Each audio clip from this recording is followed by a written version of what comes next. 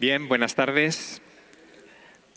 Últimos momentos de este 7º Encuentro Internacional de Ocultura para hablar de un tema, en fin, que seguro que muchos de ustedes están esperando, que es ¿podemos hablar con los muertos? Vaya pregunta después de todos estos días. Nos van a acompañar Aldo Linares, al que ustedes ya conocen sin duda por sus apariciones en Cuarto Milenio. Aldo, bienvenido.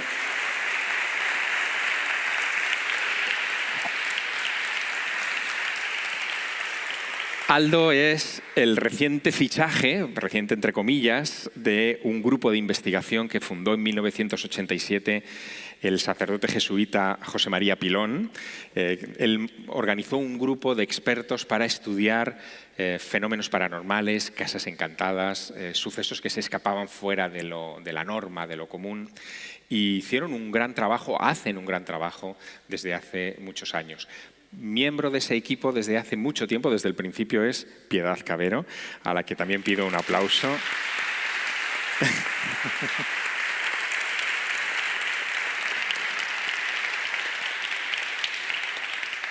Piedad, Piedi, a quien la llamamos todos Piedi, es la que se encargaba de recoger, levantar acta visual, audiovisual, de todos los casos en los que han estado implicados. Saben ustedes que el año pasado se estrenó en Netflix una película que reconstruía un poco, bueno, no reconstruía, ya nos lo matiza.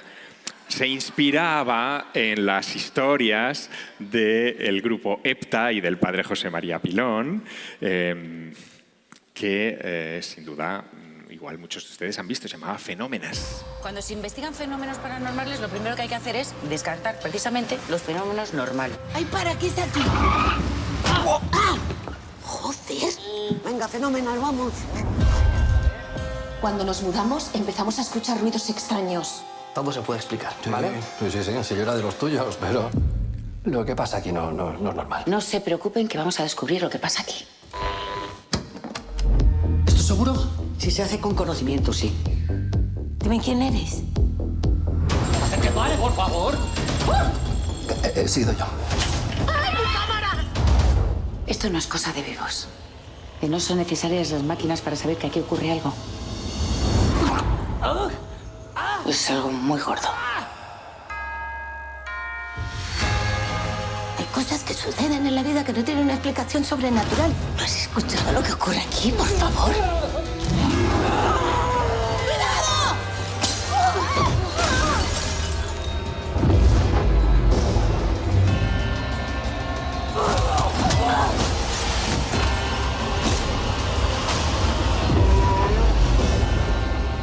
Ha sido la noche más alucinante de toda mi vida, señoras. Chaval. En serio, sois la hostia. Sí, eso sí somos.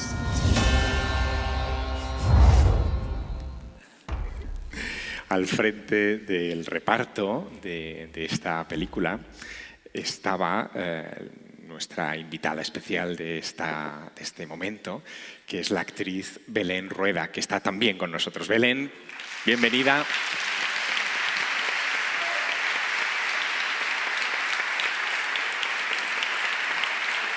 Belén.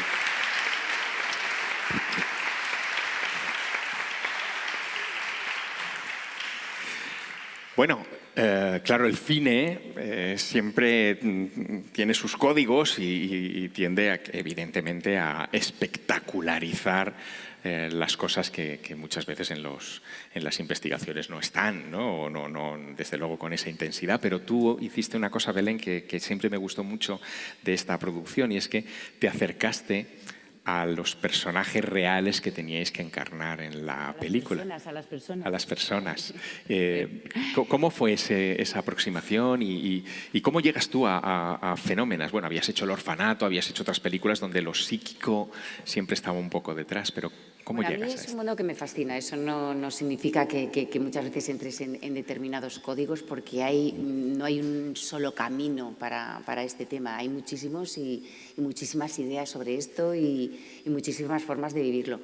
Pero dependiendo de cómo te tomes tu trabajo, a mí me gusta siempre, dependiendo del personaje que hago, bueno, pues como cuando uno va a escribir un libro, que lo estábamos hablando esta mañana, Javier Sierra y yo, que hay un trabajo de documentación antes de empezar a hacerlo que te permite después, cuando ya estás ante la hoja en blanco o ya estás en los ensayos, en rodaje, te permite hacer de ese personaje algo que es más tuyo. Entonces, para nosotras, para las tres, tanto para Gracia Olayo como para Toni Acosta y para mí, fue muy importante, muy importante poder reunirnos con ellas tres, con Piedi, que era el personaje de Toni Acosta, con Sol Blanco Soler, que era el personaje que hacía yo, y el de Paloma Navarrete, que era el que hacía... No, Paloma Navarrete era Toni Acosta y Piedi era Gracia Olayo. Lo que quiero decir es que es fascinante poder reunirte con las personas que se supone que estás haciendo de ellas, aunque es verdad que después cuando estás haciendo una película tienes que ficcionar parte de esa realidad. Antes habías dicho, Javier, que que la película se basaba en una de las vivencias que habían tenido las tres, pero es solamente una parte. Nosotros después estamos haciendo una película e la llevamos hacia el género y entonces en muchas ocasiones empujamos la realidad, empujamos el miedo y hay mucha invención alrededor de algo que inicialmente era cierto. Pero el hecho de juntarnos con ellas y que ellas nos explicasen muchas vivencias, no solamente esta, ¿no? Muchas vivencias y verlas a las tres juntas, a nosotras nos permite, a mí por lo menos como actriz, me gusta trabajar desde el punto de vista humano. Cómo se comportan ellas, cómo viven esto que están contando, cómo se llevan entre ellas tres. Cuando ellas se juntan, porque cada una tiene su propia vida, pero cuando salía un caso se juntaban las tres. Todo eso es muy interesante y a lo largo de estas conversaciones sí que porque hay algo en todos nosotros cuando nos acercamos a este mundo de la manera que sea, por curiosidad, por creencia, porque hay algún familiar cercano, hay algo que nos produce inicialmente y es como miedo. Yo de esto no quiero saber porque me da mucho miedo, porque parece que hay algo maligno detrás. Y yo recuerdo una frase que decía mi personaje, que yo le robé a Sol, porque luego nosotros rodábamos, pero había veces que el director, Carlos Terón, nos permitía improvisar. Claro. ¿No? Improvisar, decía, ya tengo la secuencia hecha, ya tengo la toma buena, ahora improvisad lo que queráis. Y la maravilla es que después de todas las charlas que habíamos tenido entre nosotras, pues yo con Sol había una cosa que me decía, que dijo ella sobre los muertitos, que llamaban ellas, que era con los que se comunicaban y les contaban las situaciones que habían vivido en el lugar al lugar al que ellas se acercaban, y decía, Sol decía, hacen mucho esfuerzo para acercarse a nosotros, entonces no podemos tenerles miedo porque es como despreciar todo ese esfuerzo que hacen para pasar de una dimensión a la que estamos nosotros. Entonces yo recuerdo que en una improvisación, que las secuencias normalmente duran 1 minuto y medio, el director no decía corten y estuvimos como 15 minutos hablando, que es mucho entre nosotras como si fuéramos ellas. Y esto lo permite el que hayamos podido estar varios días hablando con ellas e impregnándonos de su esencia como seres humanos.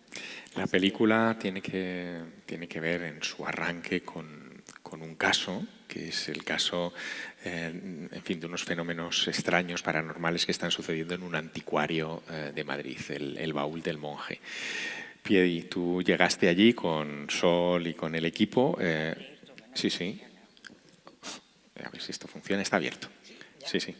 Tú llegaste allí para investigar este asunto. ¿Qué es lo que visteis? En fin, cuéntanos un poco el caso del Baúl del Monje desde la perspectiva de la investigación. Luego ya hablaremos de cómo lo hace la película. Nosotros nos llamaron porque, como siempre, tenían problemas, que se les perdían las cosas, que se cambiaban de sitio, que tenían un follón bárbaro.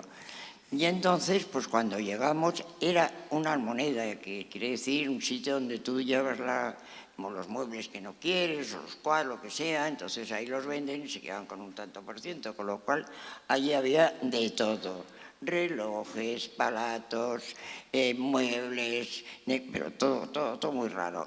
Y había también un Cristo, ese ya lo veremos luego, que estaba puesto en una cruz de madera. Y cada vez que íbamos, pues parecía que el Cristo, pues no sé qué le pasaba con la madera, pero se iba haciendo ¡pup! Iba hasta que se quedó sin madera. Se le caía Entonces, la madera al Cristo, se le iba cayendo. No, sí, se le iba rompiendo la madera, que nadie lo tocaba. Vale. Pero bueno, pues si se le daba por ahí, pues mira. Y entonces ya lo clavaron en la pared. En la pared de un salón, que tú entrabas así, aquí había un arco, ¿no? Y luego aquí un mueble grande, y estábamos aquí, pues todos los sofás, toda la barbaridad que tenían. Y ahí lo pusieron, ¡pip!, lo clavaron aquí con 3 clavos. Pues ya está muy bien. Un día que entramos, que ya que yo estaba bastante calentito, entré yo con Lorenzo, con uno de los físicos, y yo cuando salía era la que apagaba todo, dejaba los pantallas, las grabadoras en tal sitio, la luz aquí, tal y cual. Y yo empecé por una especie de pasillo que al final había una cocina.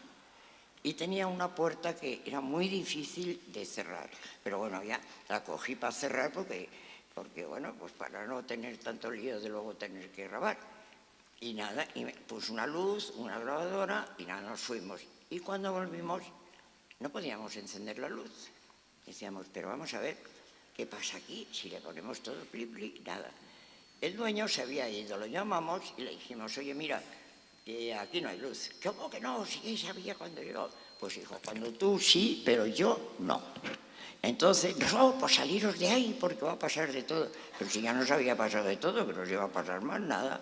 No nos daba ningún miedo porque, por ejemplo, pues las bombillas salían disparadas, los casquillos luego se iban por su lado, las cositas esas de las lámparas como lágrimas. Al Padre Pío le cayó una. O sea, llegasteis al local y pasaban cosas. Pasaba de todo. Vale. Bueno, y entonces, pues ese día, pues nada, vino él, estaba muy nervioso, muy eso, dijo, pues bueno, y repentinamente vino la luz. Entonces yo empecé a ver y vi que la lámpara, que esa era muy simpática, cada tanto hacía pin, pin, pin, y yo estaba filmando. Y Sol se había ido hacia el fondo, y entonces empieza, Piedi, que vengas. Y yo, que se estaba moviendo la lámpara, espera que termine. Y nada, pues bueno, nada, se puso tan pesada que fue para allá. ¿Y qué pasaba? Que ese pasillo que luego estaba la cocina ahí, primero, la puerta de la cocina estaba abierta. Yo la había cerrado. Yo había dejado una lamparita y la grabadora. Y entonces, pues cuando llego yo allí, hay un travesaño así de una cama. Porque en el cuarto de aquí había una cama entera, pero el travesaño no estaba, porque si no, yo no podría haber andado. Ahora el travesaño. Entonces yo cogí una cama así, lo puse así la cámara y empecé a grabar. A grabar el queso. Detrás estaba la cocina, que como habían abierto la puerta, pues estaba de fondo. Y cuando yo siempre cuento 7 porque, o sea, cuando estoy grabando, 1, 2, 3, 4, 7, y al 7 hago pum, y lo cierro. Y esa vez llegué al 6, luego al 7, y no sé por qué se me quedó el dedo duro, ¿no? Y en ese momento, pues, ¿dónde está el palito este? Pero espera, ¿cómo que se te quedó el dedo duro? ¿Eso qué es? Esto estaba encima de una mesa de cristal. Esto. Que no pesa nada, bueno, sí pesa un poquito. Y hizo así, ¡buuu! Y cayó encima de la mesa. Bueno, te cuento lo que se organizó en la mesa. Se cayó un cortapolvos que había, un plato salió por otro lado, y yo seguía como tonta, y todos dos, lo estás grabando. Y yo decía, pero sí que no entiendo qué está pasando hoy, y que sí, que yo grabo, pero y claro, ya cuando terminó de saltar todo, cada uno por su lado, pues corté y estaban todos estos dando gritos. Y luego... Oye, pero entonces la película no exageró mucho. Que la película que no exageró mucho. Hemos visto ahí bailar las lámparas. Ya, claro, pero eso fue una cosa en 3 años que estuvimos yendo todos los miércoles a las 8 de la noche a poner los aparatos, luego nos íbamos a cenar para repararnos. Y luego volvíamos y hay días que salíamos a las 3 de la mañana porque no paraban de pasar cosas. Que no era 1, 2, que te caía de todo, que aparecía un reloj que no estaba funcionando, de repente lo oigo a Sol, que está funcionando el reloj, pero si no tiene cuerda. ¡Ay, mira! Y efectivamente, luego el Cristo viajaba, estaba aquí, yo como lo grababa, y luego cuando echaba para atrás sabía dónde estaba. que no, que está aquí debajo. Y luego había una cabecita también de una especie de muñeca muy siniestra que estaba como quemada y cuando por detrás le habían metido unos cristales de piedra y no sé qué cosas. Ese Lorenzo le traía loco con el péndulo, venga, tonto, pasarle por encima, siempre daba negativo, no sé para qué insistía. Pero había muchísimas cosas que Tienen que pasaban. saber ustedes que había dos físicos en el equipo, tenían conocimientos también de arquitectura, los físicos llevaban magnetómetros y medían las alteraciones del campo magnético. Todo, sí, Claro, hacían pruebas de todo tipo por si había alguna variante física que pudiera explicar algunos de los fenómenos y en muchas ocasiones, el baúl del monje fue una de ellas, yo me se acuerdo produjo una esto. vez que midieron una parte de del suelo que daba 0. Y no puede ver, porque tiene el campo electromagnético, no es 0, es lo que sea, todo menos 0. Y venga a llamarme otra vez. Y ¿qué pasa? Venga, yo con la cámara. No, más aquí, mira, 0. Digo, sí, ¿qué vais a hacer? Pues si está en 0, está en 0. No andéis mucho por encima, que no es bueno, y ya está. Nunca supimos por qué estaba alterado, porque no había hierro, no había ninguna cosa de esas que pueda alterar el campo electromagnético. Y bueno, pues aquí como era todo normal, cuando salías la vida era normal, claro, y ya no era tan normal. Pero nos divertimos mucho, la verdad. No fue, desde luego, lo pasamos bomba. Claro, no fue el primer caso que investigaron en este equipo. Ellos estuvieron incluso en el Palacio de Linares en su momento, en el Museo Reina Sofía también hubo muchas historias, en fin, en los momentos de su... En Linares, claro, y en Linares también. En fin, en lugares emblemáticos de Madrid, ellas estuvieron estudiando este tipo de fenómenos y en otras partes del país. Y luego también cuando la gente tiene problemas, pues nos llama, pasa un email a Sol, que es la que se ocupa de estas cosas, pues cada uno nos ocupamos de algo, no todos juntos. Y bueno, pues algunas veces todos juntos. Pero en fin, y entonces le cuenta su caso y simplemente se ve que es una cosa que podemos arreglar nosotros, que del tipo de lo que nosotros hacemos. Pues nada, le pedimos un número, que nos llame, le damos el nuestro, que nos llame cuando le venga bien y vamos a solucionarlo. Y claro, la humanidad es enorme, pero los casos son tremendos muchas veces. Otras veces son más templaditos, pero ha habido casos de esos que sale bastante mal. Cuando se estrena... Pero los arreglamos, sí, que conste. Cuando se estrena la película de los cazafantasmas, al equipo del Padre Pilón los llamaron los cazafantasmas españoles, claro, porque hacían un poco más o menos lo que en la ficción norteamericana se veía, pero no tenían desintegrador de protones ni cosas de este estilo.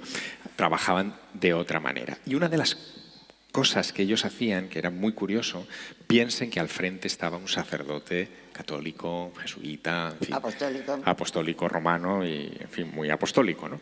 Era contar con la ayuda de médiums. Es decir, una de las miembros del equipo, que ustedes la recordarán también seguramente, o muchos de ustedes, por sus intervenciones en televisión, era Paloma Navarrete.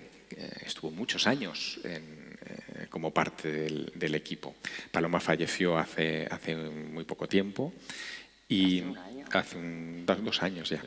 Y se integró a ese equipo como parte también de esa línea Aldo Linares. Aldo Linares, bueno, es lo que hoy llamaríamos un medium, alguien que es capaz de ver lo que otros no ven, de percibir lo que otros no perciben. Tanto Paloma como él han aportado en algunos de estos casos con información... Aldo tiene más cualidades que tenía Paloma, ¿eh? Yo lo tengo que decir. ¿Ah, sí? Por mucho que se haya muerto. Pues sí, es la verdad. Una de las cosas fantásticas de Aldo es que ha hecho un esfuerzo, que no es fácil, de explicar por escrito lo que es esa visión que él tiene, ¿no? que a él le viene natural. Ahora nos lo contarás. Tiene 2 libros, el libro de los ojos abiertos y Cuando lo sugerente se hace evidente. Y en ellos explica cómo arranca esto en la infancia. Él es de Arequipa, de Perú, originario de Perú, y cómo en su familia esto era algo natural. Su abuela ya tenía estas cosas y él, de alguna manera, lo hereda. ¿de verdad se pueden ver estas cosas? ¿Cómo ves tú? O sea, hemos escuchado hace poco a Antonio Resines contándonos lo que él ha visto, pero que no sabía muy bien cómo encajarlo. ¿Tú cómo lo ves? O sea, ¿cómo describes eso que ves y en qué medida esa información es fiable o no? ¿Y cómo veías al judío? Que eso es muy importante. Pues yo lo primero quiero agradecerte que hayas confiado en mí para estar aquí. Gracias aquí por estar a todos aquí. Y a mis editoras, Toño y Lidia, que están aquí también por hacer posible el hecho de escribir un libro que, como tú me dijiste una vez, es un salto al vacío. Y sí que lo es. Mira, cuando Antonio hablaba, yo estaba pensando mucho en lo que es la percepción, porque realmente sabemos muy poco de lo que es la percepción. Y siempre pongo el mismo ejemplo. Yo estoy hablando contigo en este momento, pero que no vea lo que hay fuera no significa que no haya nada. Puede haber gente moviéndose y en la calle más, y yo no lo sé, pero estamos sujetos a esto. Y en este momento todos nos estáis viendo a nosotros, pero que no veáis detrás no significa que no haya nada. Pero sin embargo yo sí lo estoy viendo y Javier también. Todo es un juego de percepciones, todo tiene que ver con esa materia tan sensible que es nuestro cerebro, ¿no? Y también nuestra sensibilidad y nuestra conciencia, espíritu, alma, como queramos llamarle. Y esto siempre digo que no es una cuestión de creencia, es una cuestión de sentir. Porque creer es un aparataje racional de las cosas, pero cuando te ocurren esas cosas, cuando las vives, es como cuando, siempre pongo el mismo ejemplo, cuando te dan tu primer beso, ¿cómo lo describes? No encuentras las palabras. Es difícil porque las palabras que nos han enseñado es lo que nos han enseñado para escribir el día a día de la forma encajonada con la que está. Y en mi caso, claro, viviendo ese realismo mágico del Perú, que no se puede explicar por qué se es así, yo descubrí que a mi abuela y a mi madre les pasaba cuando ellas fallecieron. Yo no lo sabía. Y claro, para mí fue duro porque cuando tienes 7 años y te pasan estas cosas, tú no te fascinas como toda esa cantidad de medios sensitivos, que profesor no sé cuántos, maestro no sé cuántos, que se cuelgan unos carteles así. No, lo primero que piensas es que te estás volviendo loco. Y ese es el peor de los miedos. Cuando hablábamos hoy sobre la soledad, sobre la individualidad, ¿no? Piensas que te estás volviendo loco, piensas que vas a hacer daño a tus seres queridos. Yo siendo hijo único era peor todavía. Y entonces, claro, vas buscando y te vas dando cuenta que realmente lo que somos y que cada persona es una antena de percepción. Hay algo que está mucho más allá de todo esto y que la propia evolución y la propia ciencia y la propia vida nos va demostrando que van cambiando las cosas. Yo a día de hoy, Javier, yo sé que me ocurre esto. Soy afortunado de llevar 14 años en EPTA y que son mi familia también, ¿no? Y vivo las cosas que vivo con Laura y que ella las ha vivido conmigo, y yo lo único que puedo decir es que ocurren. Y que se ocurren implica muchas variables que tienen que ver con lo que yo defino que es un estado psicobiológico en mí, que conecta con algo más potente, pero que no sé qué es. Vosotros, en cierta medida, acudéis a lugares donde pasan cosas como lo del baúl del monje, pero no siempre hay muertitos detrás. No siempre, no. Claro, ¿cómo distinguís? No, digo, no siempre hay muertitos en todos los casos. No, en todos no, a Dios gracias, hijo. Pero sí, en muchísimo también. Y cuando algunas veces se descuida porque está mirando en las musarañas, se le meten dentro y no sabes la que lía. Que siempre es muy gracioso lo del se meten dentro, porque es un acercamiento, yo no me despersonalizo, pero es curioso, no siempre hay, pero lo que es fascinante es que muchas veces la gente quiere que los haya. O sea, es mucho más fácil crear un fantasma a decir que tenemos un problema. Es mucho más fácil decir, soy medium, a aceptar que un psiquiatra te tiene que ver por si acaso, que es importante eso. Siempre en cierto modo en EPTA somos psicólogos, entre comillas, muchas veces, y sociólogos muchas veces, y te diría que hasta folcloristas muchas veces también. Oye, pero mira, hablábamos de que este grupo vuestro lo fundó el padre José María Pilón. Ya sabéis todos que la Iglesia siempre ha sido muy beligerante con el tema del espiritismo, con el tema de la comunicación con los muertos, etcétera. ¿Qué hace un cura católico, un sacerdote jesuita metido en estas? Pues hombre, porque siempre le había interesado estos temas y tampoco, hombre, en tiempo de Franco no te dejaba, vamos, no hacer nada, porque los pobres que echaban las cartas tenían una cama ahí con pues, cremas y cosas por si llegaba la policía. Con eso te digo, y nosotros estábamos trabajando. Pilón era un muy buen muy católico, lo que te dé la gana, pues también admitía muchas más cosas que normalmente yo creo que los sacerdotes, pues casi todos ellos, no le meten, pero él sí. Y él además siempre ha cuidado muchísimo de los castros, bueno, incluso los que teníamos que ir, como Pedrera, que era esa época en que a todo el mundo le dio porque veía a la Virgen, en todos los pueblos. Y entonces Isabel le había escrito de Sevilla, el cardenal de Sevilla, que por favor fuera Pedrera, pues aquello era un escándalo. Pues no lo dudó. Ahí fuimos, desenvolvimos, que realmente aquello era una tomadura de pelo, nos jugamos la vida porque nos perseguían y todo, uy, aquello fue muy duro. Pero él estuvo todo el tiempo ahí y aguantó todo. Y demostramos que no, que ahí, bueno, 6 meses después a esa... La detuvieron, claro. Claro, en esa España que nos está describiendo Piedi, también de Franco, el posfranquismo y el inicio de la democracia en España, por ejemplo, el padre Pilón estuvo involucrado en la investigación de personas desaparecidas, de secuestrados de ETA, él los buscaba con el péndulo sobre mapas de la región, trabajaba para la policía, daba informaciones muy curiosas en ese sentido. Trabajaba por la noche. Claro, es decir... Que al final, Belén, podríais haber hecho una serie, no solamente una película, solo con las aventuras y las peripecias del grupo EPTA. ¿Cómo tú, cuando llegas como actriz a este proyecto y te encuentras con unas personas que hablan de los muertitos como si fueran los vecinos del piso de arriba, ¿cómo encajas eso, ¿no? Bueno, a ver, ten en cuenta que tú llegas a un tema que bueno, siempre lo has oído, pero y yo además habiendo hecho determinadas películas, en algunos momentos he profundizado, pero como te digo, hay infinidad de formas de meterse dentro de este mundo. Pero es cierto que cuando llegas, es que las escuchas hablar a las tres, que además...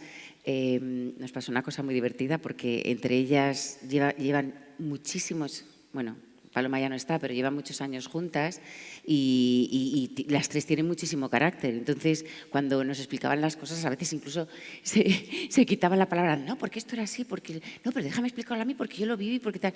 Y esto, yo lo que digo es que los actores escuchamos y tenemos que observar para después hacer nuestro aquello que, bueno, que consideramos que es bueno para nuestro personaje. En este caso estaban ellas, con lo cual teníamos su esencia, que recuerdo que hicimos así como un poco de comedia entre nosotras, porque es verdad que entre ellas había veces piques, porque tienen mucha personalidad las tres. Entonces, nosotros eso también lo llevamos un poquito a la exageración, Piedi, y yo me acuerdo que decían...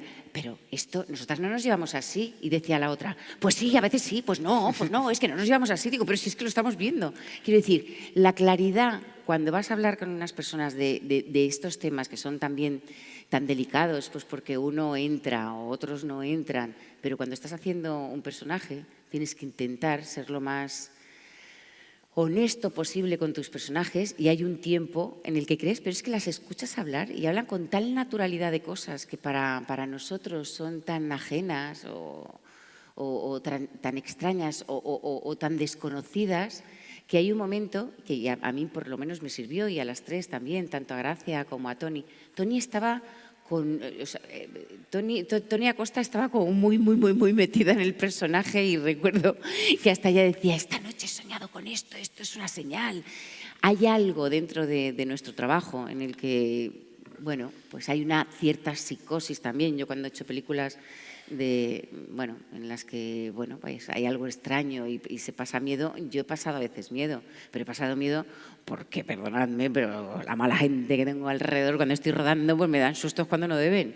Quiero decir, hay una especie de psicosis, o escuchamos cosas donde no las hay, en las casas donde estamos rodando, o en lugares donde han ocurrido cosas muy trágicas. Sí que sientes como una sensación extraña, pero es porque te has documentado anteriormente y sabes que allí han ocurrido cosas terribles, y eso puede sobre ti, y en vez de expulsarlo, yo como actriz lo que hago es recogerlo para poder dar la mayor credibilidad posible. Luego también estuvimos hablando con Aldo y en un momento dado rebusca, porque Aldo hace eso, yo lo sé, rebusca en tu memoria, en tu propia experiencia personal, para poder rescatar alguna cosa que te pueda servir como actriz. Luego, como persona, puedes entrar en eso o no, que eso ya es una cosa personal. Pero como actriz, yo lo vi, él es muy generoso, porque te preguntaba si en algún momento algún ser querido que ya no está, habías soñado con él.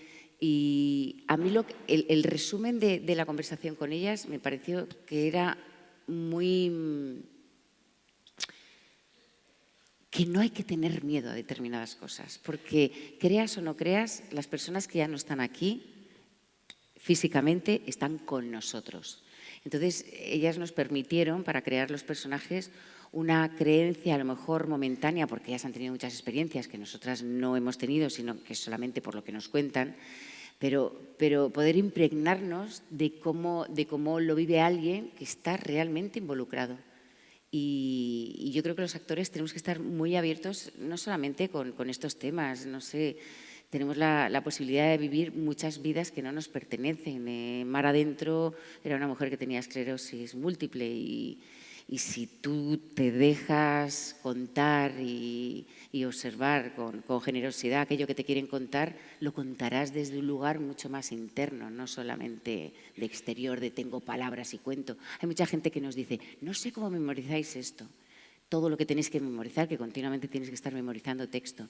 Para mí el texto no va separado de la emoción y entonces se te queda para siempre. Se te queda aquí y se te queda aquí.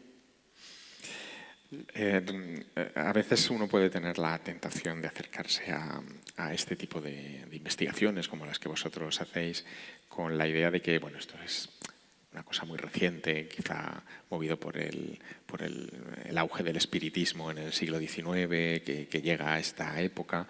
Pero yo recuerdo unos paseos hace ya muchos años por Roma con Paloma Gómez Borrero, que también la conocéis.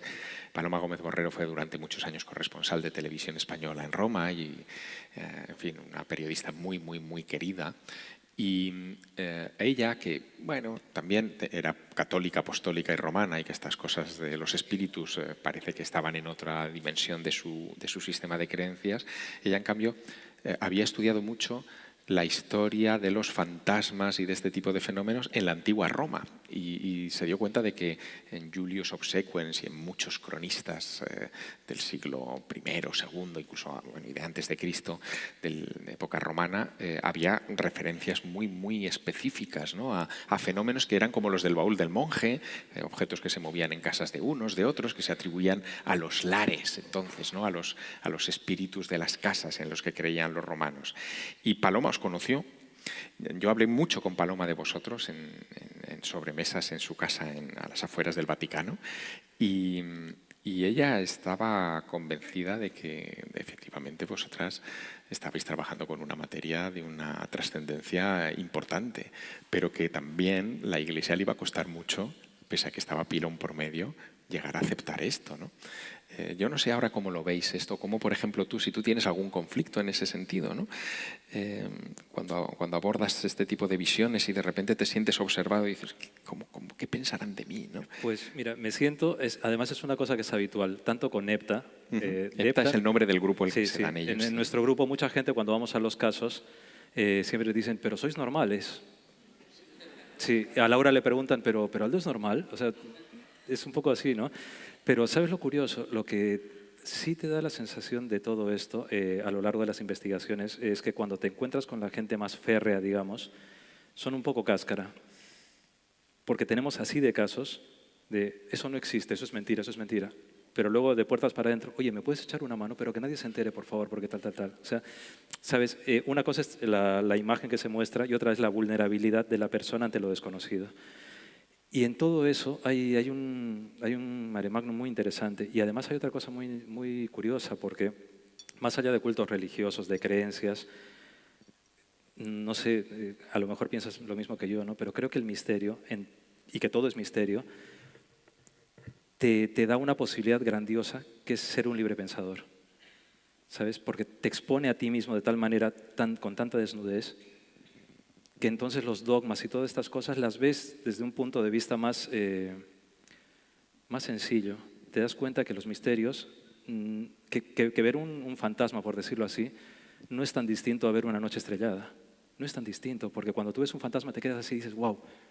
Pero cuando te quedas viendo una noche estrellada, ¿qué haces? Lo mismo, te quedas así. Sí, la diferencia es que yo veo una noche estrellada como tú, pero no veo un fantasma. Pero tú has tenido una experiencia.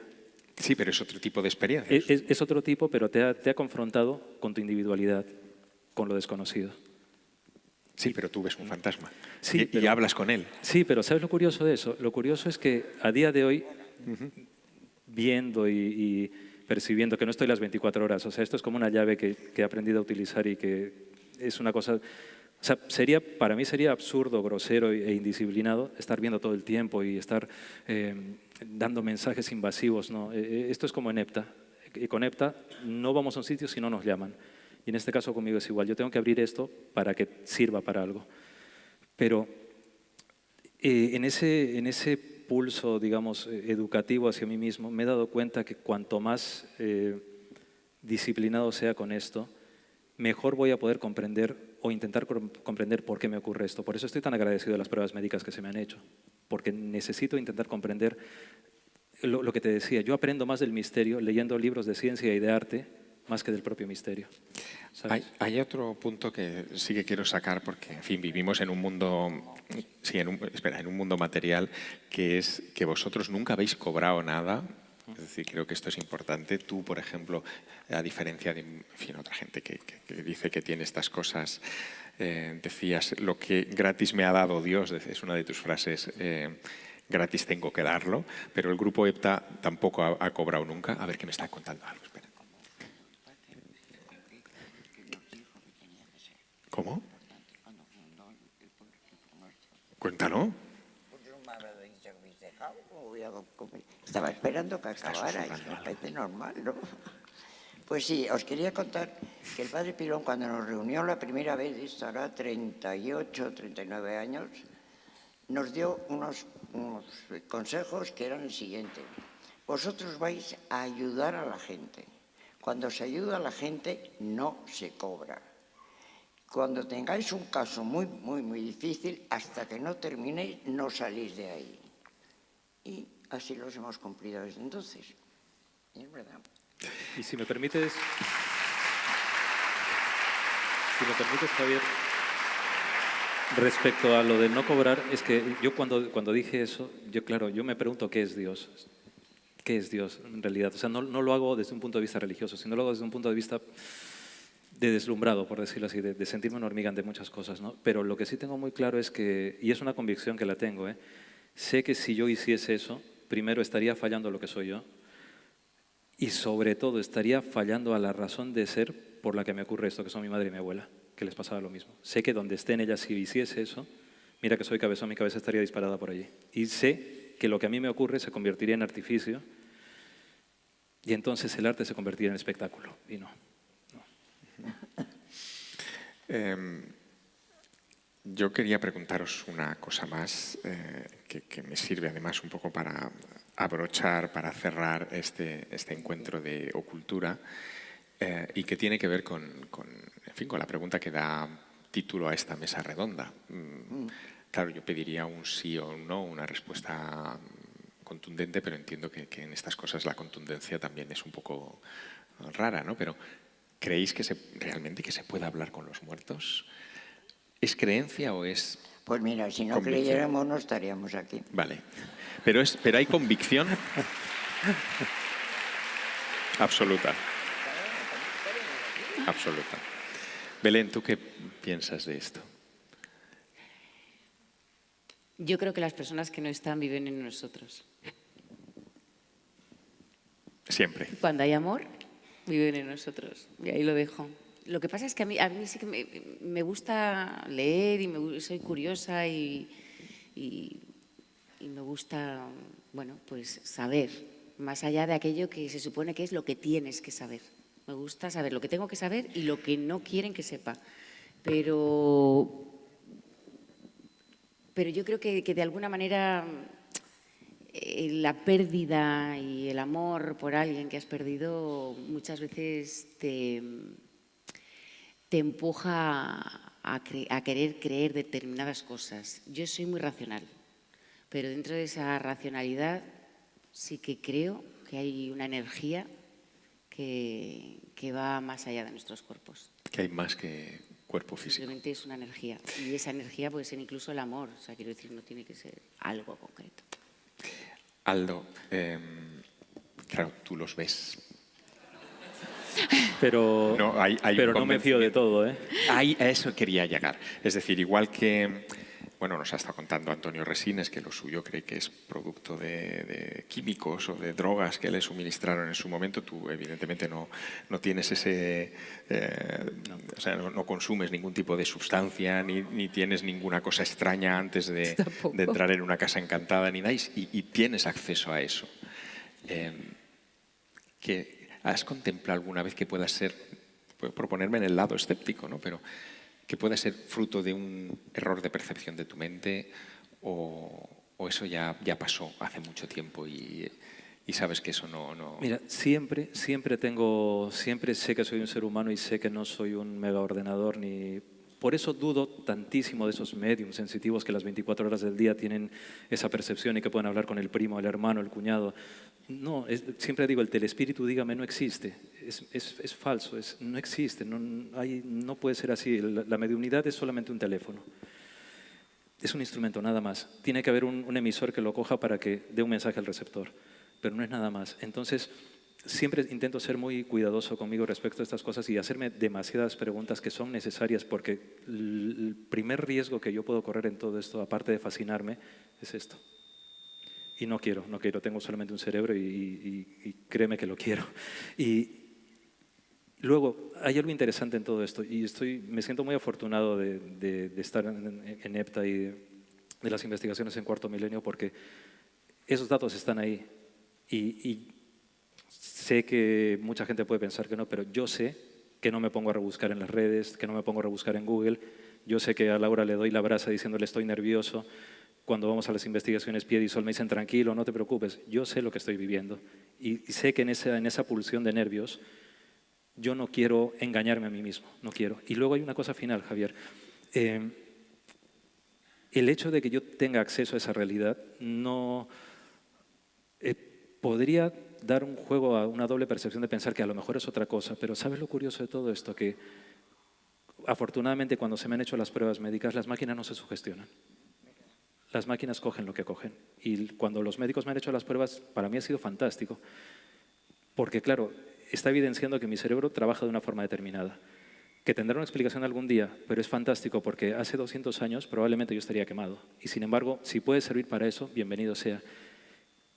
Y sabes, cuando a veces la gente se pregunta, ¿pero hay vida después de la vida? Es muy sencillo. Si yo en este momento me muero, en este preciso momento alguien está naciendo.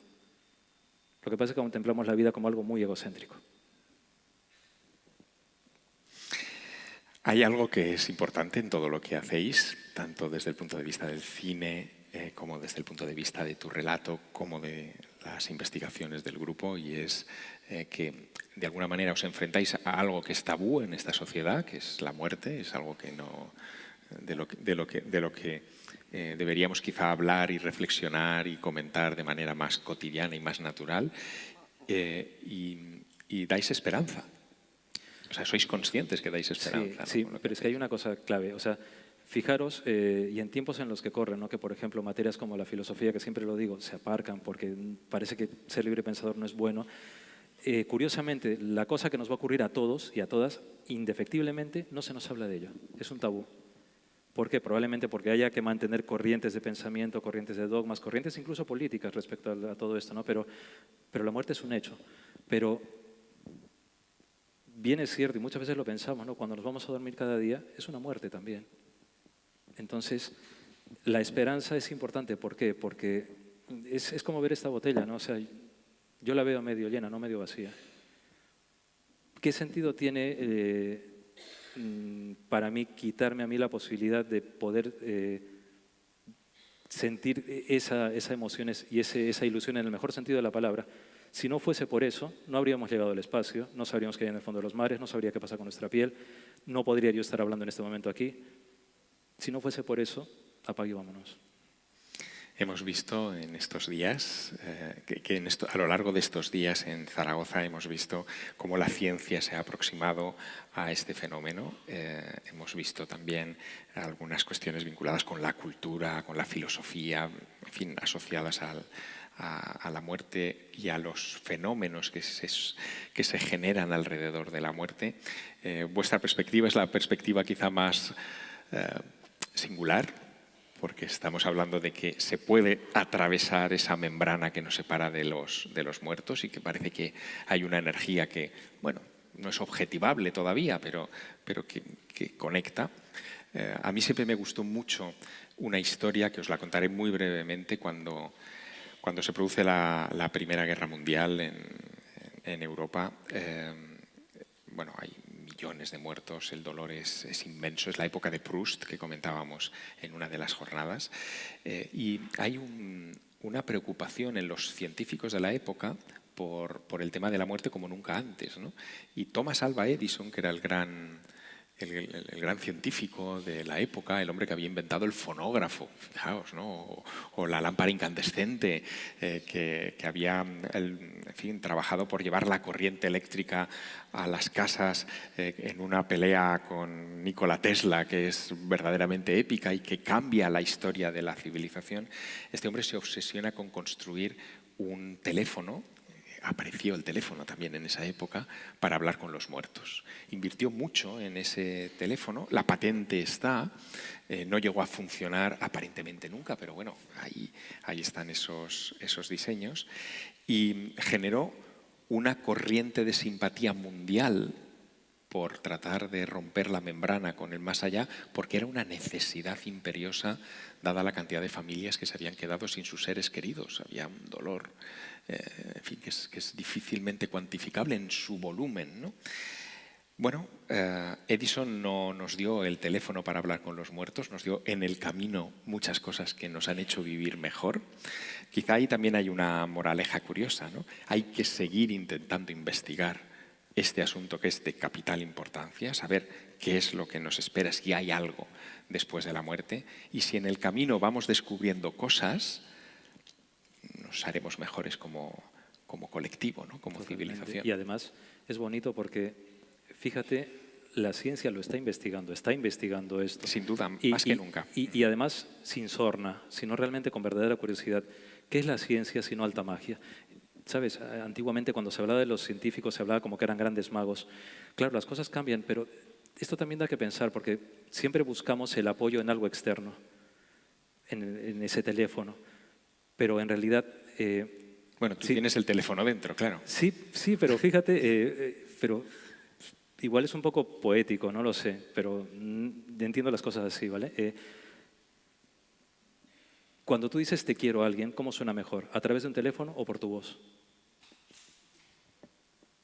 ¿Y eso qué quiere decir? Que probablemente no necesitemos teléfonos, que probablemente lo que necesitemos es justamente esto, el trabajo de esto, de lo que somos nosotros. Porque si suponiendo existe un Dios y nosotros somos una partícula de lo que sea, o independientemente que no haya, que seamos una partícula de la evolución, con más sentido tendríamos que trabajar lo que somos, ¿no? ¿Eso quiere decir que todos podemos ser Aldo en algún momento? Creo que todos tenemos esto, pero si me voy a la radio, como siempre lo digo, hay algunas personas que dan en el dial, otras que tienen interferencias, otras que no encienden la radio y otras que no deben encender la radio. Con eso nos quedamos. Elijan ustedes qué tipo de personas son y piensen que estamos abocados, evidentemente, a llegar a ese momento, antes o después, y que habría, como decía Ramiro Calle hace muchos años, habría que dar cursos sobre cómo formarse para ese momento. Nos decía el doctor Campayo que los cartujos cada día hacen un arreglo de su tumba, ¿no? O lo hacen un poquito más profunda, o la limpian, la mantienen, para recordarse que en algún momento van a llegar ahí. No es malo, es inevitable simplemente.